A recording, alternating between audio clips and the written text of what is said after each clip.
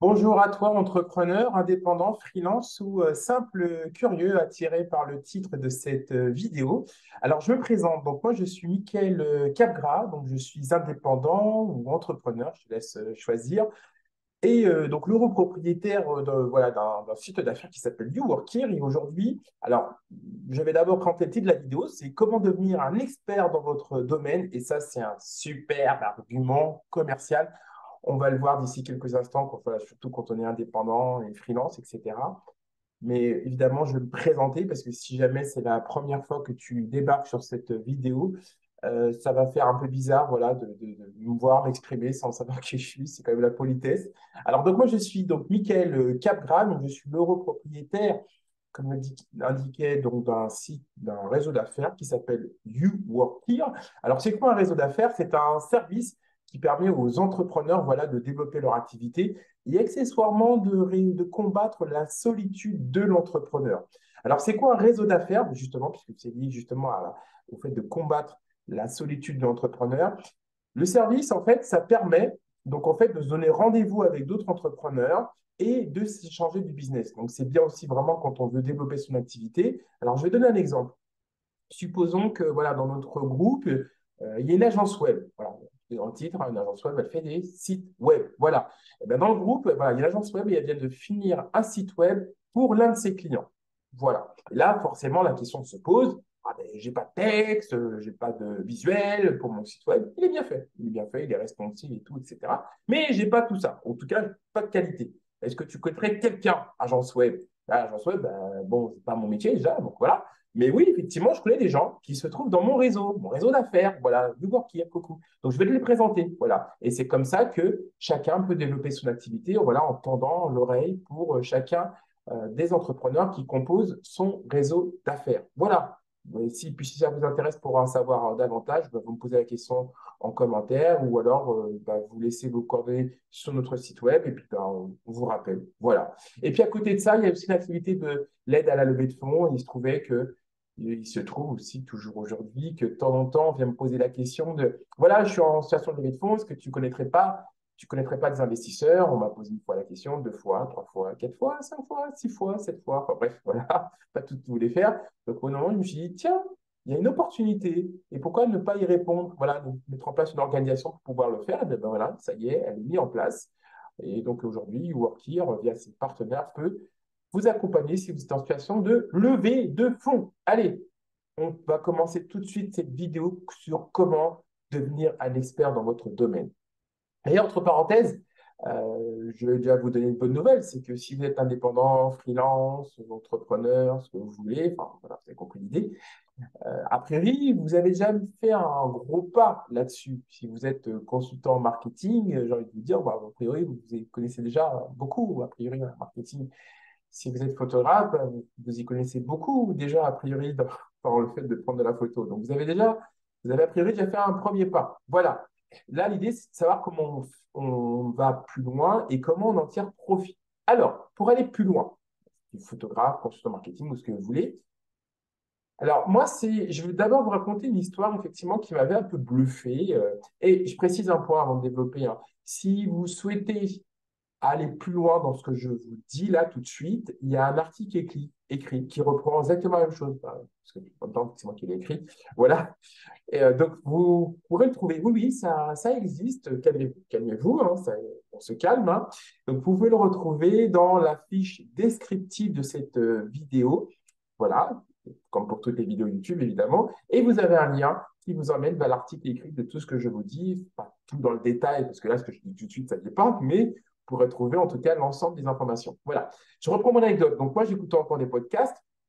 Et un jour, j'écoutais un podcast d'un consultant SEO et il tirait profit de ses connaissances, il les avait acquises. Et ça, c'est ça qui était incroyable, en testant des trucs. Et je me souviens encore de cette histoire que je vous racontais. Par exemple, il s'est posé la question, un article de même qualité, même mots-clés, etc. Qu'est-ce qui peut mieux ranker, c'est-à-dire mieux se positionner par rapport aux résultats de recherche affichés par Google? Est-ce que c'est un article de 500 mots? Est-ce que c'est un article de 1000 mots ou c'est un article de 1500 mots? Voilà. Bah, qu'est-ce qu'il a fait? Il se pose la question. Eh ben, il a publié les trois, voilà, avec le même contenu, etc. il s'est aperçu finalement que c'était l'article avec 1500 mots. Bref, c'est pas un point sur le SEO, hein. Il y a d'autres vidéos sur le référencement naturel si ça vous intéresse, c'était juste pour l'anecdote. En fait, ce qui est intéressant de cette histoire-là, c'est que notre ami a testé plein de choses dans tous les coins et il en a retiré une expertise voilà, empirique. Et c'était génial sur l'expérimentation. Donc, c'est aussi une façon, voilà. Donc, quelle que soit votre activité, vous pouvez tester plein de choses et les résultats vous serviront à asseoir donc, vos connaissances. Et accessoirement, c'est d'autant de belles histoires, des histoires sympathiques à raconter auprès de vos interlocuteurs. Donc voilà, donc ça c'est un moyen effectivement je dirais, d'approfondir votre expertise. Donc là, on est dans le dur, hein, voilà, on n'est pas dans le théorique, on est le pratique, et ça c'est bien aussi. Et accessoirement, allez, on va continuer. Quand vous faites par exemple ce genre d'expérimentation, écrivez là-dessus. Parce qu'en plus, sincèrement, si vous en faites la publicité, c'est bien d'être un expert, c'est encore mieux de le faire savoir. Voilà. Donc, quand vous avez des expérimentations, faites-le savoir. Blog, post sur LinkedIn, évidemment. Alors, vous avez le post que vous pouvez faire sur LinkedIn, vous avez le blog post, donc l'article de blog que vous pouvez écrire sur votre blog, évidemment. Et évidemment, ça ne doit pas vous empêcher, par rapport à cet article de blog, d'en parler sur LinkedIn, sur les réseaux sociaux. Voilà, comme un article écrit que vous aurez écrit sur le blog et d'en parler quelque part sur une chaîne comme YouTube, par exemple. Voilà, comme je le fais actuellement. Bref, vous avez compris l'idée. Ensuite, on peut aussi renforcer son expertise à travers la spécialisation. Voilà. Je prends un exemple connu, archi connu, le dentiste. Hein, voilà, c'est un médecin qui s'est spécialisé sur le sujet des dents. Voilà. Alors, l'intérêt de cette approche-là, qui est juste énormissime, c'est qu'elle vous permet plusieurs choses. Déjà, elle permet de réduire la concurrence. Je vous donne un exemple. Tout à l'heure, j'ai pris l'exemple de consultant en marketing. Vous pourriez très bien dire demain, vous êtes consultant en marketing spécialisé en TikTok, par exemple. Voilà. Alors, l'intérêt d'une telle démarche, c'est qu'a priori, vous trouverez beaucoup plus de consultants marketing généralistes que spécialistes en TikTok. Donc, ça vous permet de réduire la concurrence, d'avoir plus de chances de signer avec un prospect. Et un autre avantage qui n'est pas négligeable, c'est qu'à partir du moment où vous avez moins de concurrence, vous avez la possibilité, je ne dis pas que c'est un élément absolu qui fait que vous pouvez, mais en tout cas, ça vous permet plus facilement de considérer une augmentation de vos tarifs. Et ce n'est pas rien. Voilà. Quand vous vous êtes spécialisé, évidemment, vous n'avez pas forcément, ça fait moins de travail, je dirais, pour apprendre quand vous êtes spécialisé que si vous êtes généraliste. Alors, je vais reprendre mon exemple, hein, dentiste contre docteur. Notamment, à partir du moment où vous êtes dentiste, vous n'avez qu'à vous consacrer que sur les dents. À partir du moment où vous êtes généraliste, vous devez savoir les dents, évidemment, mais évidemment les épaules, les poumons, le cerveau, etc., etc. Voilà, donc ça permet de se renforcer, mais en plus, quelque part, d'aller plus vite. Alors, c'est pas que du coup, vous savez moins de choses, mais c'est que votre champ d'expertise va se réduire à des sujets finalement très précis. Voilà. Encore une fois, voilà, ce n'est pas la somme de connaissances qui diminue, c'est juste que vous allez devoir les concentrer sur différents sujets. Et quand on commence, pour ceux qui, voilà, comme moi, s'intéressent des fois à un sujet spécifique, vous avez vu que quand vous vous intéressez plus particulièrement à un sujet, vous apercevez qu'il y a encore beaucoup plus que ce que vous pensiez à découvrir. Et ça, c'est génial en plus. C'est souvent.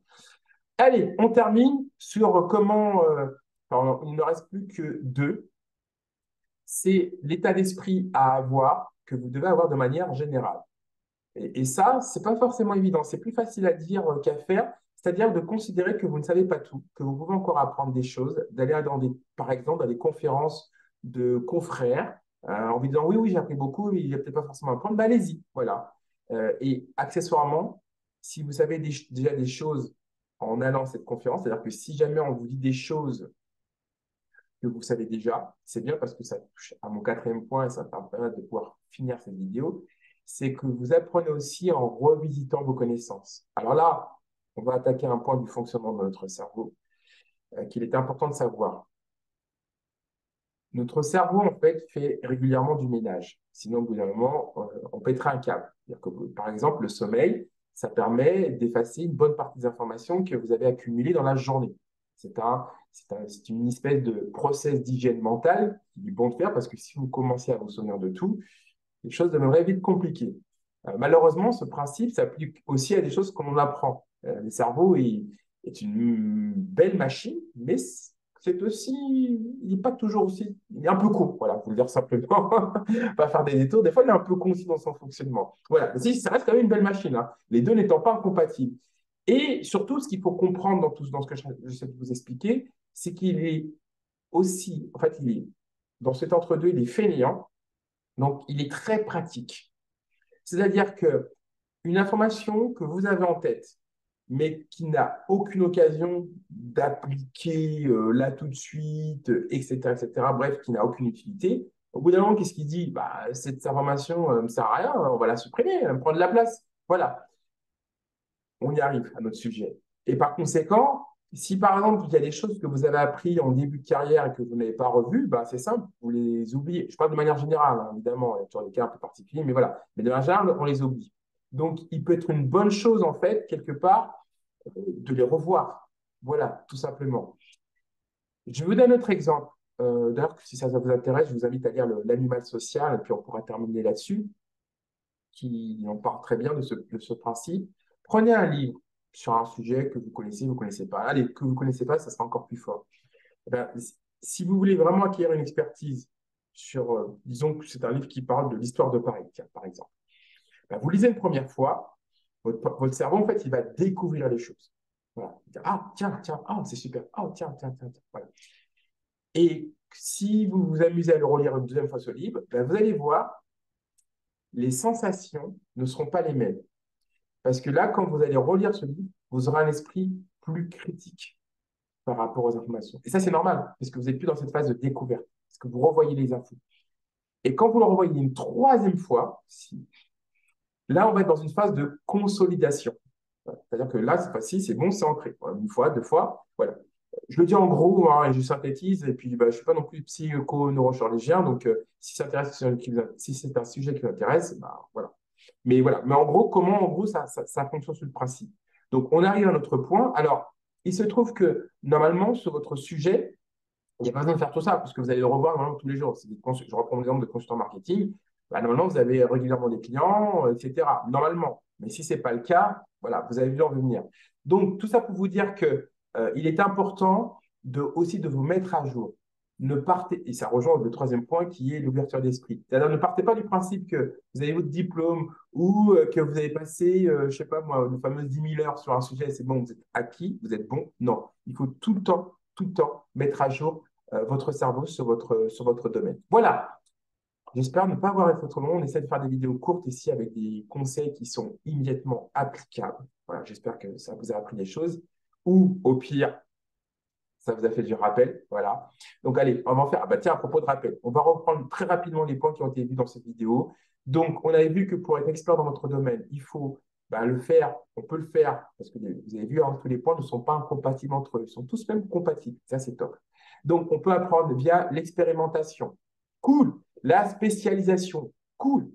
On peut aussi apprendre via une ouverture d'esprit. Voilà. On ouvre les chakras. Et ensuite, évidemment, on apprend en revisitant les connaissances. D'ailleurs, je précise que revisiter les connaissances, ça peut être aussi en le regardant sous un autre angle. Par exemple, un même sujet vu par l'œil d'un autre expert. Allez, je vous en donne un autre que je n'ai pas dit, je ne sais même plus si je dis dans l'article ou pas, mais limite, peu importe, je vous le donne tout de suite. Je vais prendre un exemple qui m'est cher, je vais prendre la danse. Non, non, pas le sujet de la danse, la prise de parole en public. Voilà, parce que j'ai un bon exemple là-dessus. Prise de parole en public. Donc, on peut être consultant en prise de parole en public en bossant son sujet, toutes les techniques qui sont à prise de parole en public, et en connaître pas mal. Cool. Et si demain, je me dis, je suis bon, et c'est pas suffisant encore, je veux aller encore plus loin, autre astuce, je me mets dans une activité complémentaire, très proche. Exemple, le théâtre. Si vous rencontrez un consultant de prise de parole en public qui vous dit qu'il fait du théâtre, bon, pas comme moi comme exemple, bon, vous dire, oula, celui-là, avec lui, on pourrait aller très loin. Si en plus, par exemple, je continue dans mon exemple là, il vous dit, je suis consultant de prise de parole en public, je suis acteur et il est chanteur, vous avez compris là où je veux en venir, alors là, voilà. Donc ça, c'est aussi une façon aussi de renforcer votre expertise. Allez, On a terminé. Si vous pensez que cette vidéo peut être utile pour des gens de votre entourage, voilà, qui veulent être experts ou qui pensent l'être, merci pour eux et pour moi de partager cette vidéo. Voilà. Et puis, si vous l'avez aimé, bah, je vous invite à la liker cette vidéo. C'est aussi c'est ma récompense à moi. Alors, c'est soit ça, soit le chèque. Voilà, je vous laisse décider. Et puis, bah, écoutez, si, voilà, si ça vous dit de rejoindre un réseau, on est là, coucou. Et puis, pour le reste, je vous dis à bientôt pour de nouvelles vidéos. Au revoir.